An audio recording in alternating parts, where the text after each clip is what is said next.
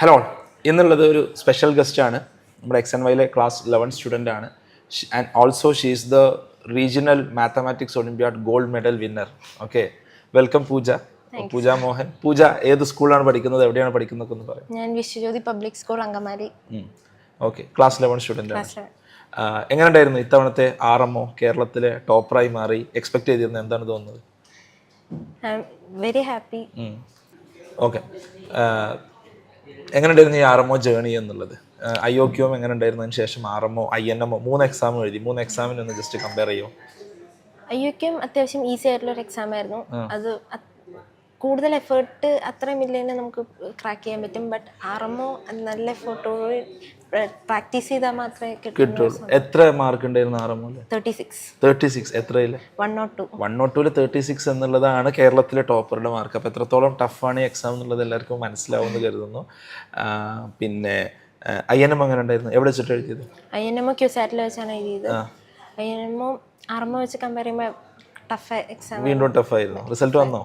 Result ഇല്ല, എന്തായാലും waiting ആണ്. Right, anything wishing you all the best. ഈ ഒരു ഒളിമ്പ്യാഡ് പ്രിപ്പറേഷൻ എന്ന് തുടങ്ങിയതാണ് ആക്ച്വലി? ഞാൻ ഒളിമ്പ്യാഡ് ഈ IOQM എഴുതി തുടങ്ങിയത് 8th മുതൽ തുടങ്ങിയതാണ്. ഓക്കെ, 8th മുതൽ കണ്ടിന്യൂസ് ആയിട്ട് എഴുതുന്നുണ്ട്. 10th വെച്ചാണ് ഫസ്റ്റ് ടൈം RMO ക്വാളിഫൈ ചെയ്യുന്നത് കഴിഞ്ഞ വർഷം. അത് RMO എനിക്ക് അത്രയും പെർഫോം ചെയ്യാൻ പറ്റിയില്ല നന്നായിട്ട്. അതുകൊണ്ട് 11th നല്ലോണം പ്രിപ്പയർ ചെയ്ത് പോയി എക്സാം എഴുതി. ഓക്കെ, എന്തൊക്കെ റിസോഴ്സസ് ആണ് ഇതിന് ഉപയോഗിക്കുന്നത് ഒളിമ്പ്യാഡ് പ്രിപ്പറേഷൻ? ഞാൻ മെയിൻലി PYQs ആണ് ചെയ്തിട്ടുള്ളൂ. ബട്ട് എനിക്ക് PYQ ചെയ്തപ്പോൾ എനിക്ക് മനസ്സിലായി എനിക്ക് അത്യാവശ്യം ടോപ്പിക്സ് RMOന്റെ ടോപ്പിക്സ് അത്യാവശ്യം അറിയാം. അതുകൊണ്ട് ഞാൻ PYQസിലേക്ക് കോൺസെൻട്രേറ്റ് ചെയ്തു. ബട്ട് INMOയിൽ എനിക്ക് PYQ ചെയ്തപ്പോൾ മനസ്സിലായി ടോപ്പിക്സ് എനിക്ക് അത്രയും സ്ട്രോങ് അല്ലാന്ന്. അതുകൊണ്ട് ഞാൻ ടോപ്പിക്സ് കവർ ചെയ്യാനായിട്ട് ശ്രമിച്ചു. കുറച്ചും കൂടി ടോപ്പിക്സ് പഠിക്കാണ്ടിരുന്നു. ഈ PYQs കിട്ടാൻ എന്തൊക്കെ സോഴ്സസ് ആണ് യൂസ് ചെയ്യുന്നത് RMO ഒളിമ്പ്യാഡ് പ്രിപ്പറേഷൻ? PYQ സൈറ്റിൽ തന്നെ PYQs അവൈലബിൾ ആണ്. സോൾവ് ചെയ്യാനും മറ്റൊക്കെ സോൾവ് ചെയ്യാനായിട്ട് XNYന്റെ ക്ലാസ്സസ് യൂട്യൂബിലുണ്ടായിരുന്നു. നമ്മുടെ ഒളിമ്പ്യാഡ് ചാനലിലെ ക്ലാസ്സസ് ഉണ്ടായിരുന്നു. അത് തന്നെയാണ് ഫോളോ ചെയ്തത്? അത് തന്നെയാണ് ചെയ്തത്. എന്ന് മുതൽ XNYയിൽ ജോയിൻ ചെയ്തത്? XNYയിൽ 11th ജോയിൻ ചെയ്തത്. എന്തായിരുന്നു ജോയിൻ ചെയ്യാൻ കാരണം? എനിക്ക് ഈ ഫൗണ്ടേഷൻ ബാച്ചിൽ ചേരണമെന്ന് ഭയങ്കര ആഗ്രഹമായിരുന്നു. ഞാൻ 9th വെച്ചാണ് XNYനെ കുറിച്ച് കേൾക്കുന്നത്. ഇൻഫിനിറ്റ് എന്നൊരു ക്വിസ് എഴുതി കാലിക്കറ്റ് അവിടെ അസീം സാറിനെ കണ്ടിട്ടുണ്ടായിരുന്നു. അങ്ങനെയാണ് ഞാൻ XNYനെ കുറിച്ച് കേൾക്കുന്നത്. എനിക്ക് ഫൗണ്ടേഷനിൽ ചേരണമെന്നുണ്ടായിരുന്നു. ബട്ട് ഞാൻ റെസിഡൻഷ്യൽ സ്കൂളിലാണ് പഠിച്ചത്. അവിടെ ഗാഡ്ജറ്റ്സ് ഒന്നും അലോഡല്ല. അപ്പൊ 11th വന്നപ്പോൾ ചേർന്നു. റൈറ്റ്, എന്താണ് അപ്പോൾ ഒരു ഫ്യൂച്ചർ പ്ലാൻസ് എന്തെല്ലാം? എനിക്ക് വൺ ഓഫ് ദ ബെസ്റ്റ് IITസിലെ കമ്പ്യൂട്ടർ സയൻസിൽ സീറ്റ് വേണം. കമ്പ്യൂട്ടർ സയൻസ് ആണ് താല്പര്യം. അപ്പോൾ മാത്സ് ഇഷ്ടമാണ്. മാത്സിനോടുള്ള ഇഷ്ടം എന്നാണ് തുടങ്ങിയത്? മാത്സ് എനിക്ക് ചെറുപ്പം മുതലേ ഇഷ്ടമാണ്. ഓക്കെ, ചെറുപ്പം മുതൽ എന്ന് പറഞ്ഞാൽ എങ്ങനെയാണ് മാത്സ് പ്രാക്ടീസ് ചെയ്ത് തുടങ്ങിയത്? മാത്സ് എന്നെ അച്ഛനാണ് ഗൈഡ് ചെയ്ത് പഠിപ്പിച്ചത്.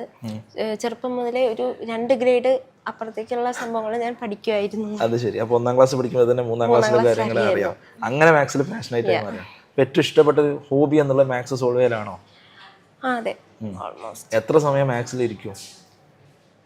എത്ര ഇരുന്നാലും എനിക്ക് മടുക്കില്ല. എത്ര വേണമെങ്കിലും ഇരിക്കാം.